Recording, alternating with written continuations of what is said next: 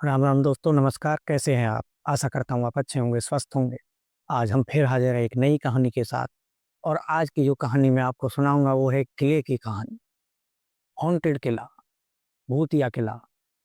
मानने को कोई माने या ना माने, लेकिन कहते हैं जो चीजें दिखती नहीं, ऐसा भी नहीं होता कि वो होती नहीं है।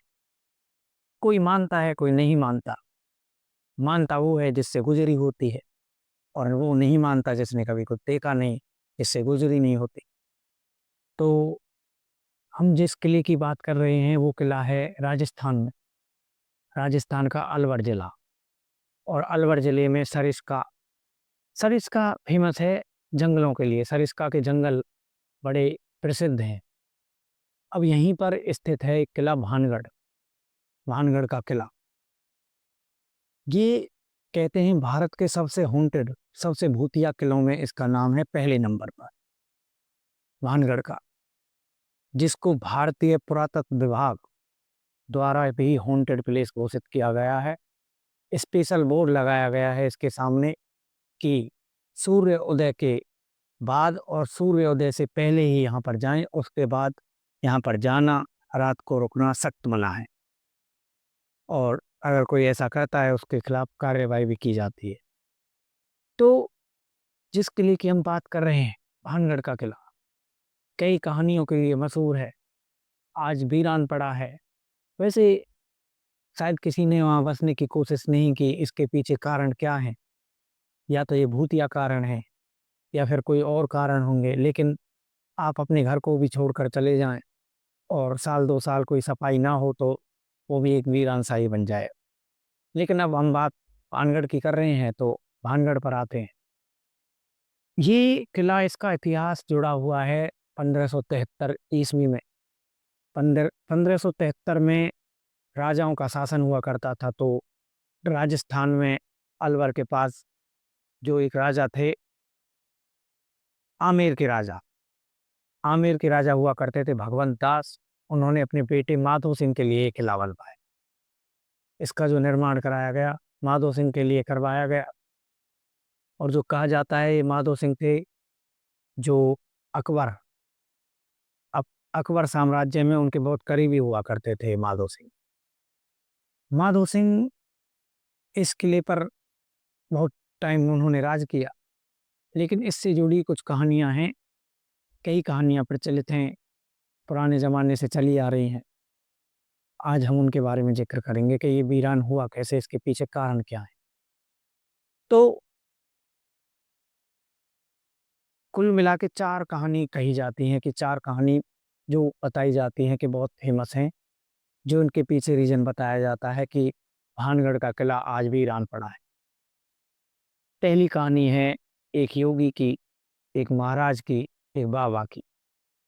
कहते हैं जहाँ भानगढ़ का किला बना, उससे कुछ ही दूरी पर एक बाबा का कुटिया धाम हुआ करता था। और नाम था उनका बालूनाथ योगी। बालूनाथ योगी वहाँ पर तपस्या कर रहे थे, भानगढ़ के किले के पास, अपने आश्रम में। अब जब आमेर के राजा ने, भगवंत दास ने वो जगह सेलेक्ट की जहाँ पर किला बनना था, भानगढ़ में, तो उसी से कुछ ही दूरी पर था बालूनाथ योगी का ठिकाना, जहाँ वो तपस्या कर रहे थे। अब ये बात जब बालूनाथ योगी को पता लगी कि राजा यहाँ पर महल बना रहा है अपने बेटे के लिए, तो देखो, राजा थे वो कुछ भी कर सकते थे, और राजा अब भी कुछ भी कर सकते हैं। जब राजा हुआ करते थे, अब प्रधानमंत्री होते हैं, राष्ट्रपति होते हैं। योगी रिक्वेस्ट करते हैं राजा से कि हे राजा, आप महल बनाइए, आलीशान महल बनाइए, कोई प्रॉब्लम नहीं, कोई दिक्कत नहीं, कोई समस्या नहीं। लेकिन इस महल की ऊंचाई इतनी रखना कि जो ये महल की परछाई मेरी कुटिया तक ना आए, सूरज पे, सूरज की रोशनी में, सूरज की रोशनी मेरी कुटिया तक आ जाए, आप ऐसा काम करना। लेकिन राजा महल बनाता है, महल ऊंचा बनता है, और जब सूरज निकलता है, दिन होता है, तो परछाई पहुंच जाती है बालूनाथ योगी के आश्रम तक। अब परछाई पहुंच गई तो बालूनाथ योगी को क्रोधित होना पड़ गया, हो गए वो क्रोधित। तो उन्होंने श्राप दिया कि ये किला, भानगढ़ का किला कभी बसेगा नहीं और बिल्कुल वीरान हो जाएगा। एक कहानी जुड़ी हुई है ये, और दूसरी कहानी आती है अकाल की और पानी की कमी की। कहा जाता है भानगढ़ के किले में, राजस्थान में, पानी की कमी थी बहुत ज़्यादा। जब ये किला बना 1573 में, उसके 200 साल बाद करीब 1700-1800 के आसपास यहाँ पर पानी की बहुत ज़्यादा कमी हो गई, जिससे लोग अपने ठिकाने छोड़ कर यहाँ से चले गए। ठिकाने छोड़कर चले गए पानी की वजह से, और यहाँ पर धीरे-धीरे ये किला खंडरों में तब्दील हो गया। अब ये कहानी है। अब आप ये सोचिए दोस्तों, कानून में कोई जगह नहीं होती भूत-प्रेतों की। ना कोई मानेगा कि भूत-प्रेत होते हैं, लेकिन जिससे गुज़री वो ही जाने। जो लोग इन चीज़ों से गुज़र चुके हैं, वो इन पर बिलीव करते हैं। जो नहीं गुज़रे, वो इनको मानते नहीं। हालाँकि कई पैरानॉर्मल जो एक्टिविस्ट होते हैं, वो इन जगह पर गए भी हैं और उनको ऐसी एक्टिविटी मिली भी, जिनसे पता लगता है कि यहाँ कुछ नेगेटिव एनर्जीज़ हैं। गौरव तिवारी ने भी इस पर शायद रिसर्च की थी, भानगढ़ के किले पर। अब तीसरी कहानी है भारतीय पुरातत्व विभाग की। भारतीय पुरातत्व विभाग के अफ़सर, उन्होंने वहाँ एक बोर्ड लगाया हुआ है चेतावनी का। अब भारतीय पुरातत्व विभाग है जो, वो जो हमारे देश में जो बिल्डिंग्स हैं पुरानी, पुराने स्ट्रक्चर्स, जो हमारी धरोहर हैं, राष्ट्रीय धरोहर हैं, उनकी ज़िम्मेदारी सँभालता है भारतीय पुरातत्व विभाग। और जहाँ भारतीय पुरातत्व विभाग के होते हैं ये स्थान, वहाँ पर ये अपना ऑफ़िस बनाते हैं ज़रूर। लेकिन भानगढ़ एक ऐसी जगह है, जहाँ पर आप कोई ऑफ़िस नहीं देखेंगे भारतीय पुरातत्व विभाग। शायद ये इस बात को दर्शाता है कि वहाँ पर ऐसी नेगेटिव एनर्जीज़ हैं, जिसके कारण वहाँ भारतीय पुरातत्व विभाग के अफ़सर भी नहीं रह पा रहे। ये कहानी भी बहुत अपने आप में मायने रखती है कि एक इतना बड़ा डिपार्टमेंट, भारतीय पुरातत्व विभाग, वो लोग भी यहाँ पर रहने से शायद डरते हैं। अब चौथी कहानी भी आती है इसमें, एक बड़ी इंटरेस्टिंग कहानी है, और लोक कथाओं, पुरानी बातों में कहा जाता है कि ये बहुत बड़ा रीज़न था, ये श्राप भानगढ़ को खंडर में तब्दील होने में, भूत-प्रेतों का स्थान बनाने में। अब बात होती है भानगढ़ की, एक महारानी होती है, नाम होता उनका भानगढ़ की राजकुमारी रत्नावती। रत्नावती बहुत सुंदर, और आस-पास दासियाँ रहती, सहेलियाँ रहती। भानगढ़ के अंदर जैसा मैंने आपको बताया सारी सुख-सुविधाएँ थी। बाज़ार, दुकानें और बड़ी-बड़ी चीज़ें, अच्छी-अच्छी चीज़ें वहाँ पर स्थित थीं, महल के अंदर ही। अब उसी समय जो रत्नावती होती हैं, बाज़ार घूमने के लिए निकलती हैं और एक दुकान पर पहुँचती हैं, और वहाँ देखती हैं वो एक इत्र की बोतल, और एक व्यक्ति होता है सिंधु सेवड़ा। सिंधु सेवड़ा एक तांत्रिक भी था, तंत्र-मंत्र की क्रियाएँ करता था, और वो राजकुमारी को एक तरफ़ा प्यार करने लग गया। राजकुमारी को इस बात का पता भी नहीं कि वो ऐसी कोई उसके अंदर भावना है। अब और राजकुमारी उससे हाँ भी क्यों करती? एक आम सा आदमी। अब जब राजकुमारी बाज़ार पहुँचती है, इत्र को देखती है, तो वो राजकुमारी के पीछे-पीछे होता है, और उसे ये बात पता लग जाती है कि राजकुमारी को ये इत्र पसंद है। तो वो उस इत्र की बोतल पर तंत्र-मंत्र की क्रियाएँ करता है कि जो ये इत्र को लगाएगा, वो मतलब उसके फ़ेवर में हो जाएगा, जो वो तांत्रिक था। अब वो उस पे तंत्र मंत्र की क्रियाएँ करता है, लेकिन जब तंत्र मंत्र की क्रियाएँ कर रहा होता है, तो जो उसकी सहेलियाँ होती हैं राजकुमारी की, वो उसे देख लेती हैं। अब राजकुमारी उस इत्र को लेती है, पसंद आ जाता है, लेकर निकलती है महल के लिए। लेकिन बीच में जो सहेली है वो बताती है कि ये वो व्यक्ति था सिंधु सेवड़ा, और उसने ऐसी क्रियाएँ की हैं।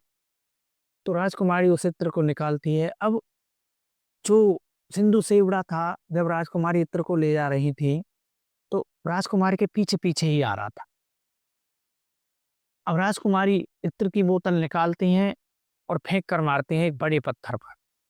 तो बोलते हैं, बताते हैं कि उस इत्र में इतनी तंत्र क्रियाओं से इतनी शक्ति आ गई थी कि बहुत बड़ा पत्थर इत्र की बोतल के लगने से मतलब लुढ़कने लग जाता है और आगे की तरफ जाता है। अब उसी पत्थर के नीचे आकर सिंधु सेवड़ा मृत हो जाता है, मृत्यु हो जाती है उसकी। लेकिन मरने से पहले सिंधु सेवड़ा एक श्राप देता है कि ये भानगढ़ का किला खंडर बन जाएगा, वीरान हो जाएगा, भूतों का यहाँ वास रहेगा।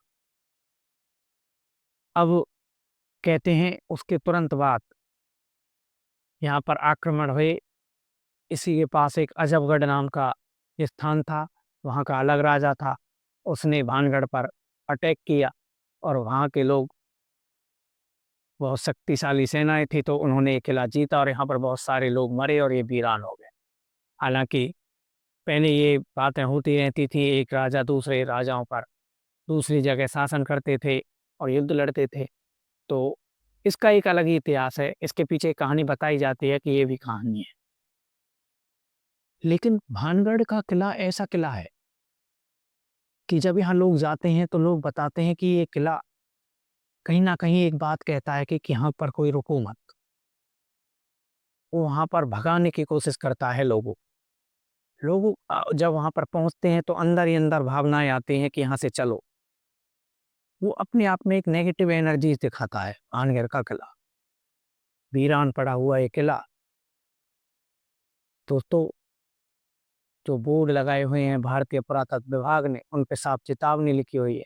जो स्थानीय लोग हैं वो बताते हैं कि रात में अजीब आवाज़ें आती हैं। महिलाओं के रोने की आवाज़ आती है, पायल की छनछनाहट। कोई-कोई तो ये भी बोलता है कि जो इस किले के पास गया कभी, वो वापस नहीं आया रात को। मंदिरों से घंटियों की ध्वनि आती है अपने आप, और कुछ पर्यटकों ने दावा किया कि मोबाइल के नेटवर्क वहाँ पर पहुँचकर गायब हो जाते हैं।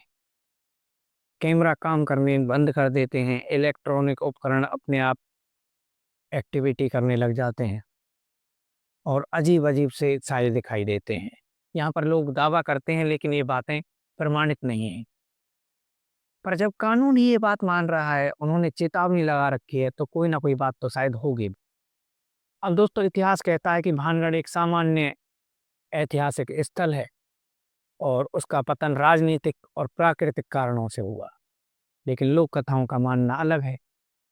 उनका मानना है कि ये श्रापों के कारण हुआ है। लेकिन सवाल ये है कि आप क्या मानते हैं?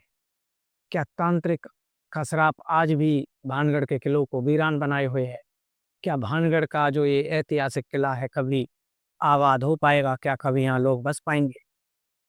ये बहुत बड़ा सवाल है। तो आशा करूँगा आप कमेंट करके हमें बताएँगे कि कहानी में क्या कमी थी। अगर आपको कहानी पसंद आई और आपको ऐसी ही रहस्यमयी और डरावनी और सच्ची घटनाओं पर आधारित कहानी पसंद आती हैं, तो कृपया करके मेरे चैनल को सब्सक्राइब करें। हम फिर मिलेंगे कल एक और नई कहानी के साथ। कल तक के लिए राम राम जी, नमस्कार।